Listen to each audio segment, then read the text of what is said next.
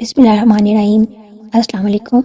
آج اس ویڈیو میں آپ کو رمضان کریم کے کچھ وظائف بتاؤں گی جو کہ احادیث کی روشنی میں ہیں اور جن پر عمل کر کر ہم کئی گنا زیادہ ثواب حاصل کر سکتے ہیں۔ رمضان المبارک کے استقبال کے لیے سارا سال جنت کو سجایا جاتا ہے۔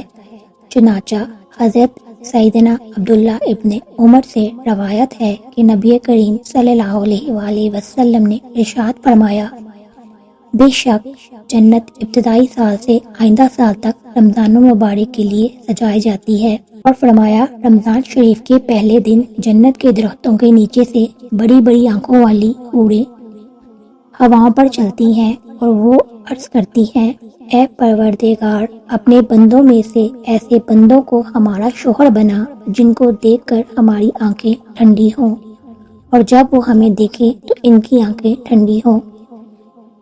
باکثرت تلاوت قرآن پاک۔ بہتر یہ ہے کہ روزانہ دن اور رات میں کسی مناسب وقت میں درس قرآن ہو۔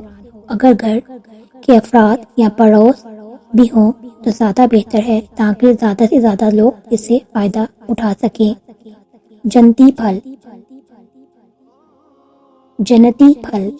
حضرت علی رضی اللہ تعالیٰ عنہ سے روایت ہے کہ نبی پاک محمد مصطفیٰ صلی اللہ علیہ وآلہ وسلم نے فرمایا، جس کو روزے نے کھانے یا پینے سے روک دیا کہ جس کی اسے خواہش تھی تو اللہ تعالیٰ اسے جنتی پھلوں میں سے کھلائے گا اور جنتی شراب سے سیراب کریں گے۔ جنتی دروازہ۔ حضرت سیدنا سہل بن عبداللہ رضی اللہ تعالیٰ عنہ سے روایت ہے کہ نبی کریم صلی اللہ علیہ وآلہ وسلم نے فرمایا، بے شک جنت میں ایک دروازہ ہے جس کو ریان کہتے ہیں، اس سے قیامت کے دن روزے دار داخل ہوں گے، ان کے علاوہ کوئی اور داخل نہ ہوگا۔ کہا جائے گا، روزے دار کہاں ہیں؟ بس یہ لوگ کھڑے ہوں گے، ان کے علاوہ کوئی اور اس دروازے سے داخل نہ ہوگا۔ جب یہ داخل ہو جائیں گے تو دروازہ بند کر دیا جائے گا، بس پھر کوئی اس دروازے سے داخل نہ ہوگا۔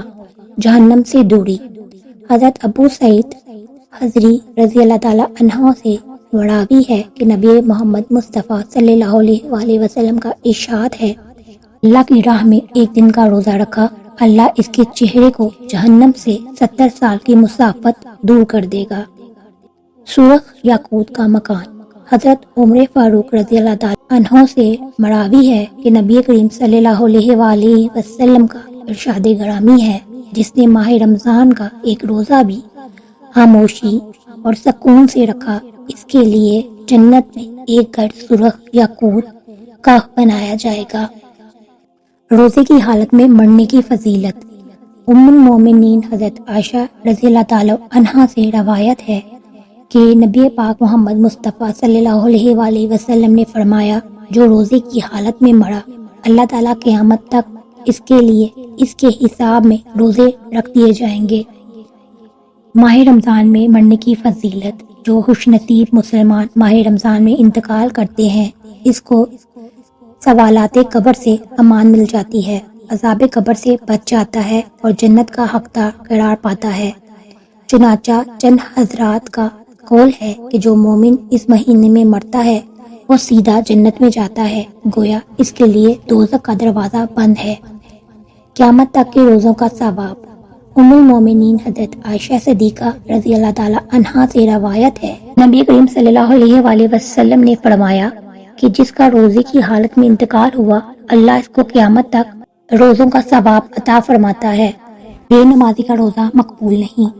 آج مسلمانوں میں نماز جیسے اہم فریضے سے غفلت عام ہے، حالانکہ یہ ایسا فریضہ ہے جس سے کفر اور اسلام کے درمیان فرق ہوتا ہے۔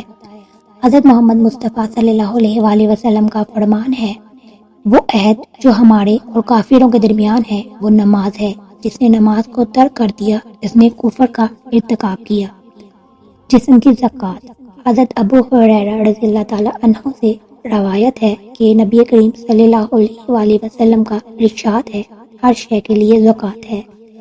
جسم کی زکوٰۃ روزہ ہے اور روزہ آدھا صبر ہے، بھی عبادت ہے۔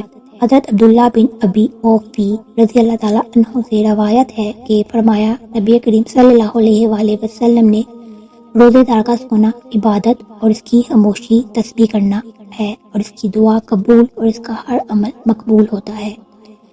جنت میں روزہ داروں کے بہت مزے ہوں گے۔ حضرت سیدنا انس رضی اللہ تعالیٰ عنہ فرماتے ہیں کہ رسول اقدس صلی اللہ علیہ وآلہ وسلم نے فرمایا، قیامت کے دن روزے دار قبروں سے نکلیں گے تو وہ روزے کی بو سے پہچانے جائیں گے، اور پانی کے کوزے جن پر مشک سے مہر ہوگی، انہیں کہا جائے گا، کھاؤ کل تم بھوکے تھے، پیو کل تم پیاسے تھے، آرام کرو کل تم بہت تھکے ہوئے تھے۔ بس وہ کھائیں گے اور آرام کریں گے، حالانکہ لوگ حساب کی مشقت اور پیاس میں مبتلا ہوں گے۔ حضرت عبداللہ بن رباح رضی اللہ تعالیٰ عنہ سے روایت ہے کہ نبی پاک صلی اللہ علیہ وآلہ وسلم نے ارشاد فرمایا، قیامت میں دسترخوان بچھائے جائیں گے اور سب سے پہلے روزے دار ان پر سے کھائیں گے۔ جو روزہ رکھتا ہے وہ جنتی ہے۔ حضرت حذیفہ رضی اللہ تعالیٰ عنہ سے روایت ہے کہ نبی پاک محمد مصطفیٰ صلی اللہ علیہ وآلہ وسلم نے فرمایا، جس نے محض اللہ کی رضا کے لیے کلمہ پڑھا وہ جنت میں داخل ہوگا، اور اس کا خاتمہ بھی کلمے پر ہوگا، اور جس نے کسی دن اللہ تعالیٰ کی رضا کے لیے روزہ رکھا تو اس کا خاتمہ بھی اسی پر ہی ہوگا اور وہ داخل جنت میں ہوگا، اور جس نے اللہ کی رضا کے لیے صدقہ کیا اس کا خاتمہ بھی اسی پر ہوگا اور وہ داخل جنت میں ہوگا۔ گرمی کا روزہ۔ حجاج بن یوسف ایک مرتبہ دوران سفر حج مکہ معظمہ اور مدینہ منورہ کے درمیان ایک منزل میں اترا اور دوپہر کا کھانا تیار کروایا اور اپنے چوبدار سے کہا، کسی مہمان کو لے آؤ۔ چوبدار خیمے سے باہر نکلا تو دیکھا ایک عربی لیٹا ہوا نظر آیا۔ اس نے اسے جگایا اور کہا، چلو تمہیں امیر حجاج بلا رہی ہیں۔ عربی آیا تو حجاج نے کہا، میری دعوت قبول کر اور ہاتھ دھو کر میرے ساتھ کھانا کھانے بیٹھ جاؤ۔ عربی بولا، معاف فرمائیے، آپ کی دعوت سے پہلے میں آپ سے بہتر ایک غریب کی دعوت قبول کر چکا ہوں۔ حجاج نے کہا، وہ کس کی؟ وہ بولا، اللہ تعالیٰ کی، جس نے مجھے روزہ رکھنے کی دعوت دی اور میں روزہ رکھ چکا ہوں۔ حجاج نے کہا، اتنی سخت گرمی میں روزہ؟ عربی نے کہا، ہاں، قیامت کی سخت ترین گرمی سے بچنے کے لیے۔ حجاج نے کہا، آج کھانا کھا لو اور یہ روزہ کل رکھ لینا۔ عربی بولا، کیا آپ اس بات کی ضمانت دیتے ہیں کہ میں کل تک زندہ رہوں گا؟ حجاج نے کہا، یہ بات تو نہیں۔ عربی بولا، تو پھر وہ بات بھی نہیں، اور یہ کہا اور چل دیا۔ ام المومنین حضرت عائشہ صدیقہ کی سخاوت۔ ام المومنین حضرت عائشہ بے حد سخی تھی۔ حضرت عروہ بن زبیر فرماتے ہیں کہ میں نے دیکھا آپ نے 70,000 درہم راہ اللہ تعالیٰ میں تقسیم کر دیے، حالانکہ ان کی قمیص مبارک میں پیوند لگا ہوا تھا اور آپ روزہ سے تھی۔ ایک دفعہ حضرت عبداللہ بن زبیر رضی اللہ تعالیٰ عنہ نے ان کی خدمت میں 1,00,000 درہم بھی دیے تو آپ نے وہ سب درہم ایک ہی روز میں راہ خدا میں تقسیم کر دیے، اور اس روز آپ خود بھی روزے دار تھی۔ شام کے وقت باندی نے عرض کی، کیا ہی اچھا ہوتا، ایک درہم روٹی کے لیے رکھ لیتی۔ تو فرمایا، مجھے یاد نہیں رہا، یاد رہتا تو بچا لیتی۔ گرمی میں روزہ رکھنے میں زیادہ مشقت ہوتی ہے، اسی لیے حضرت ابو بکر صدیق رضی اللہ تعالیٰ عنہ خصوصیت کے ساتھ گرمی میں روزہ رکھا کرتے تھے۔ سردی کے روزوں کے بارے میں نبی پاک محمد مصطفیٰ صلی اللہ علیہ وآلہ وسلم نے ارشاد فرمایا، سردی کے موسم میں روزہ رکھنا ٹھنڈی غنیمت ہے۔ سنن الترمذی۔ جب سردی آتی تو حضرت عبید بن عمیر رضی اللہ تعالیٰ عنہ فرمایا کرتے، اے اہل قرآن، تمہاری نمازوں کے لیے رات لمبی ہو گئی ہے اور تمہارے روزوں کے لیے دن چھوٹے ہو گئے ہیں، بس تم موسم سرما کو غنیمت جانو۔ حضرت ابن مسعود رضی اللہ تعالیٰ عنہ نے فرمایا، سردی میں برکت نازل ہوتی ہے، رات قیام کے لیے لمبی ہو جاتی ہے اور دن روزہ رکھنے کے لیے چھوٹا ہو جاتا ہے۔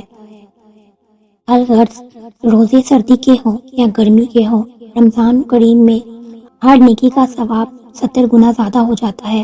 اسی لیے کوشش کریں کہ رمضان میں 5 ٹائم کی نماز کو باجماعت ادا کریں، نماز تراویح پوری باجماعت ادا کریں، سحری کھانے سے قبل نماز تہجد ادا کریں، اس کی کم سے کم 2 اور زیادہ سے زیادہ 12 رکعت ہیں۔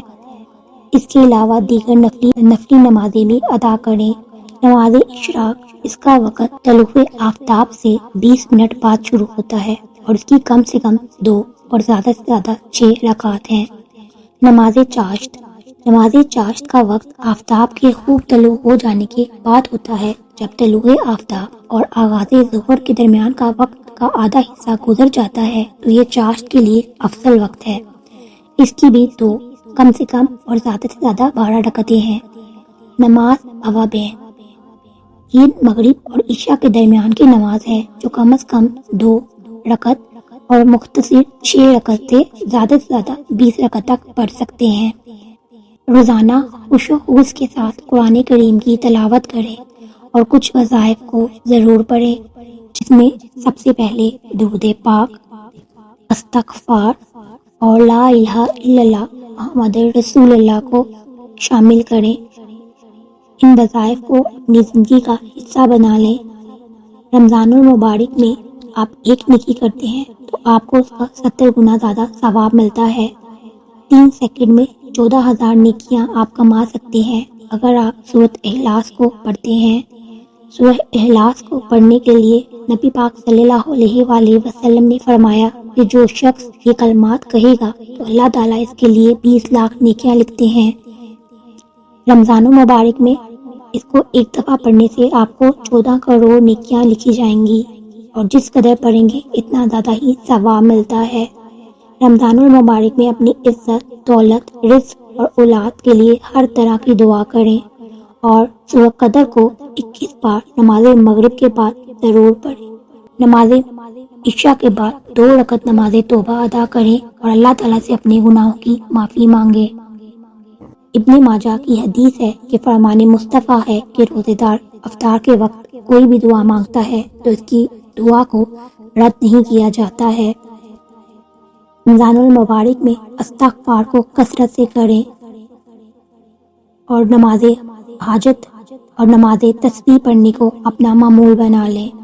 زیادہ سے زیادہ زکوٰۃ، صدقہ اور خیرات کریں، کیونکہ اس ماہ میں کی گئی نیکیوں کا ثواب 70 گنا زیادہ ہوتا ہے۔ اللہ تعالیٰ ہم سب کو اس ماہ میں روزے رکھنے کی اور زیادہ سے زیادہ عبادت کرنے کی اور ہمیں نیکیاں کرنے کی توفیق دے، اور ہمارے سب اعمال کو اور عبادات کو قبول اور مقبول فرمائے۔